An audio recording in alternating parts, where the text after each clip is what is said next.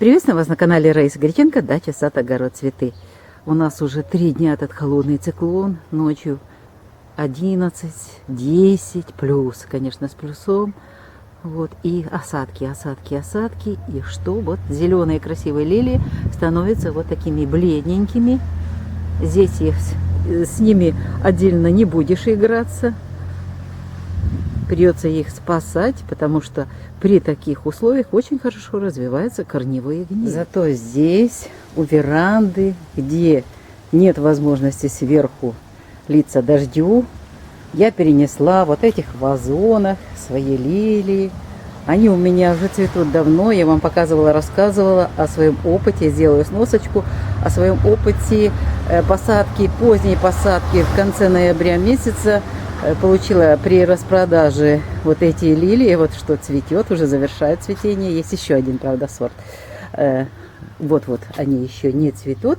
А вот это уже предпоследнее цветение. Разные сорта, непонятно что где, соответствует, не соответствует. Но, в общем, они были уже проросшие, я их посадила и в теплице оставила. Вот они уже радуют так долго, я их завязала. Подкормки делаю калием, магнием. Первая была фосфор, калий. И вот они у меня здесь, видите, корни их не загнивают. Я сама регулирую время полива, когда это необходимо. Вот таким образом лилии живут.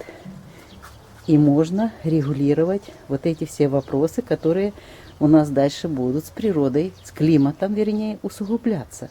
Поэтому все-таки вот такой способ для многих, пусть это будут не очень такие красивые вазоны, хотя сейчас можно разные варианты, и ведра использовать для лилий.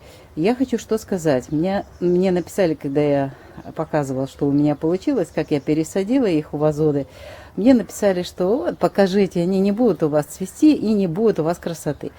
Вот. А я сейчас вам буквально несколько кадров покажу, как они начинали цвести. Вот смотрите, какая красота. И сейчас эти цветы. Я понимаю, что эти цветы должны в природе, то есть в открытом грунте, выглядеть, конечно, помощнее и повыше, но зато я их могу сохранить.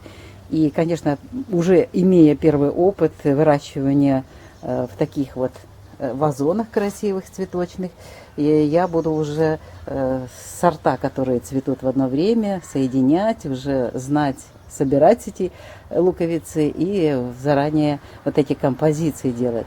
Я так понимаю, что у меня своеобразный бонсай получился. Почему? Да потому что в этих объемах земли небольших можно вот таким образом сдерживать сильный рост. И этот бонсай очень удобен в том, что можно просто-напросто их переносить. Я их вот перенесла, сильный ветер, я их сюда в затышек занесла. Сильный ливень, снова же они здесь находятся. Солнышко сильно печет, я их в полутень перенесла двора. Вариантов очень много, и легко это делать. И зато можно все время регулировать вот эту красоту. Можно их менять местами. И сейчас вот уже чуть-чуть такая на небе, как бы мелкий дождик идет, но зато уже теплее, и лилиям здесь хорошо. Вот просто такое великолепие, такая красота. И смотрите, это опыт, это уже зацветают, доцветают мои зимние посадки. А вот рядышком, это, кстати, еще зимние, что-то интересное будет.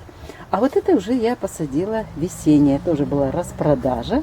Вот смотрите, готовлюсь к подкормке. Сделаю это в тельце.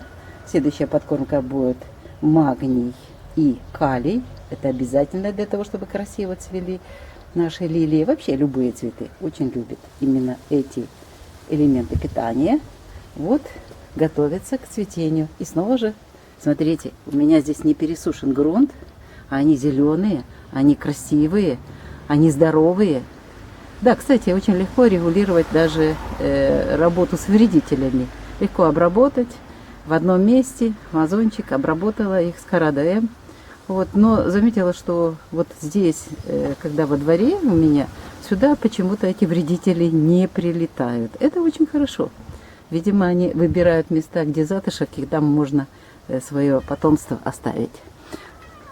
Вот такая сегодня короткая тема. Я отвечаю тем, кто говорил мне и писал, что это все фигня, так и было написано.